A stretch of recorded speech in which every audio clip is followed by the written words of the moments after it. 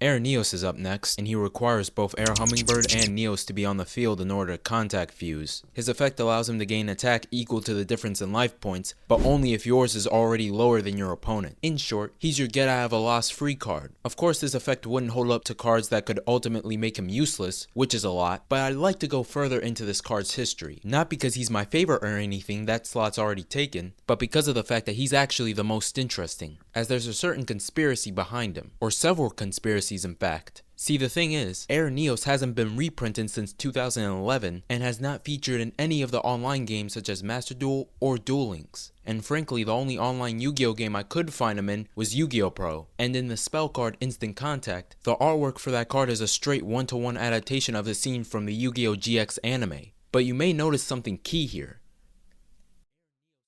Air Neos is cut out from the spell card Instant Contact. Coincidence? I think not!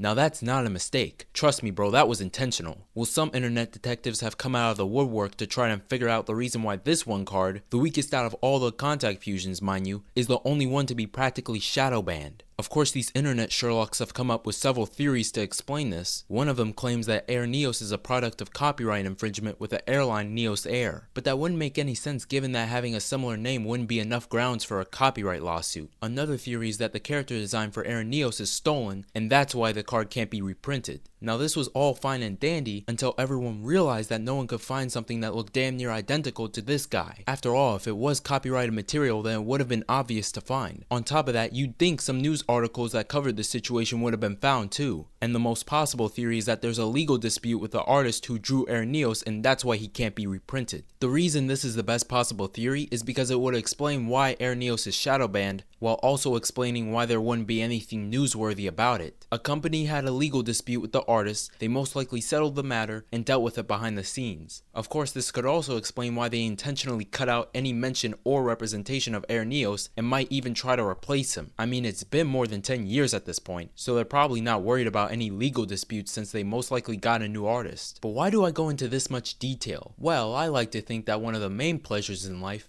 is irony, and to talk about the Neospatian archetype on such a grand scale and leave out one of the most shadow banned cards in that same archetype, that would be pretty ironic, don't you think? Anyways, Flare Neos is up next.